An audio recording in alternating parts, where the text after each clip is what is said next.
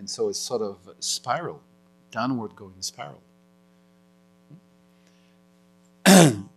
And we can also use it in a constructive way. We can strengthen the body, we can clean the mind and the energies, and then you got more and more strength, more and more energy, more and more, how would you call that, radiance. You know, you have people that sort of naturally have this energy. You know, like young babies. You know, everybody wants to hug them. They got this sort of very fresh, clean energy. You know, their body is radiant, very attractive. You know, everybody wants to hold them and so on. You know, and some people have this radiance, magnetism, we could say. This is actually the energies of the body that are very clean, very, very pure in a way, and so they shine through the body. And people are attracted by that because they feel it's really great.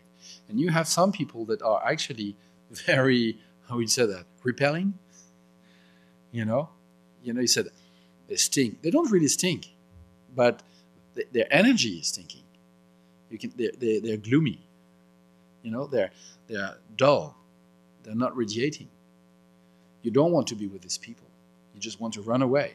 There is no logical reason really to say that I don't want to be with you, but sort of you feel that. That's their energy. They're not clean.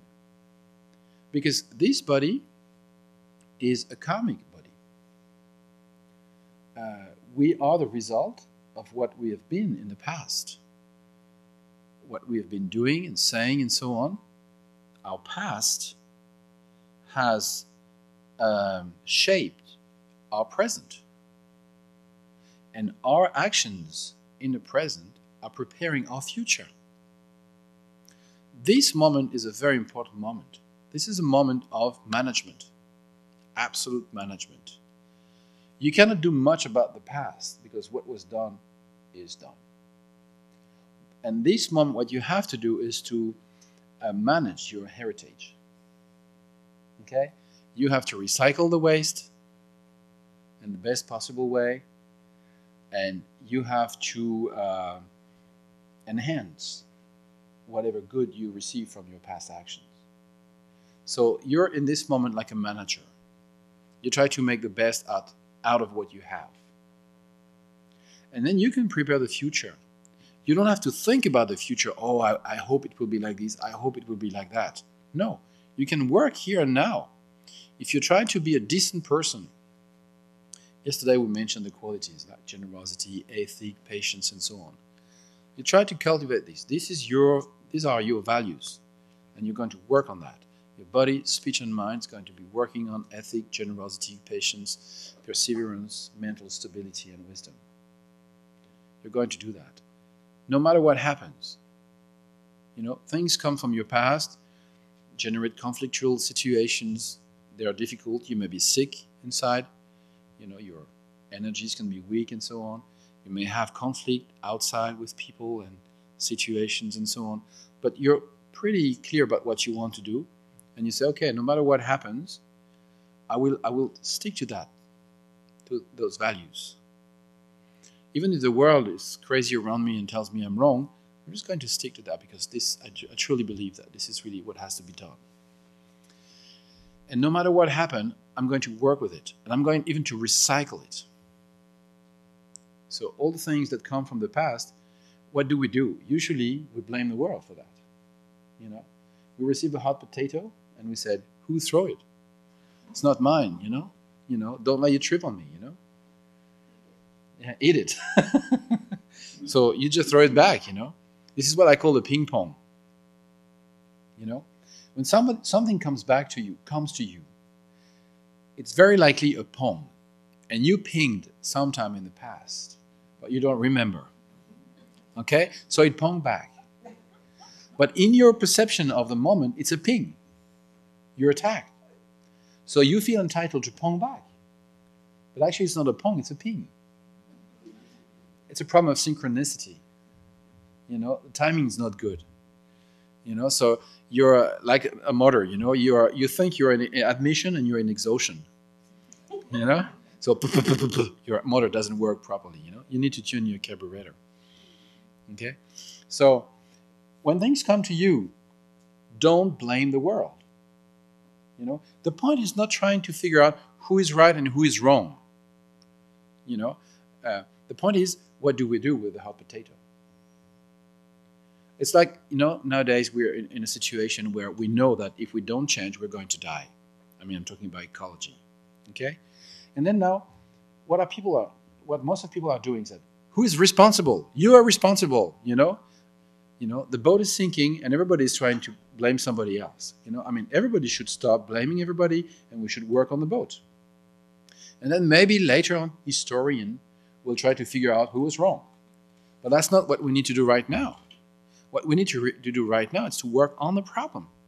So when you got this problem, if you waste your time trying to find out who is guilty and prove to the world that you are not the one who's guilty, you know, you're not using this time and energy to really work on the problem. So we should know clearly what we want to achieve.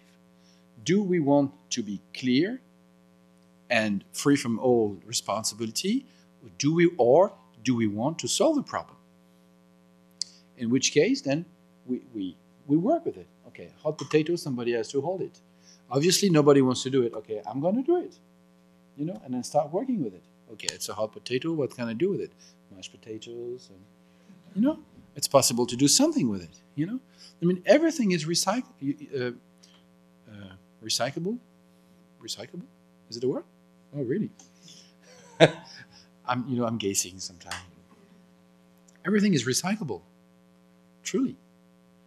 Especially as far as emotions and conflicts are concerned. You know, maybe some things in our waste are not recyclable.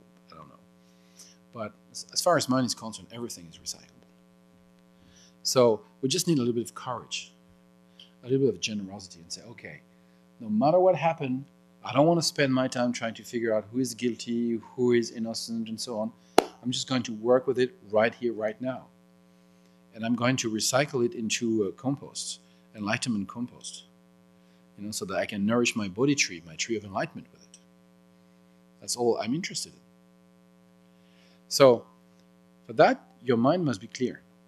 If your mind wants to be free and innocent, even when you're guilty, your body and your speech are going to work with that. If your mind wants to recycle the waste from the past, to have a clear present so as to prepare a lighter future, you don't have time to waste in trying to find who is responsible for that. There's a beautiful story in one sutra. One man was hit by a poisoned arrow. And the doctor comes to him to cure him. And this man said, okay, but before you treat me, I want to know who shot me. What is his name? What is his parents' name? What was his motivation? Lots of questions about who did it. And the doctor says, well, I can try to figure out all these questions, but by the time I come with the answer, you'll be dead. So what do you want? You know, do you want to survive, or do you want to know who did it? You know, so that's what we have to figure out. Do we want to work with what life brings? And life means not only people outside or the environment, but the stream of movement of the body, the speech, and the mind in the past are like threads. They are weaving a tapestry, which is our present moment. And what we're doing with this present moment are also threads that are actually weaving the tapestry of tomorrow.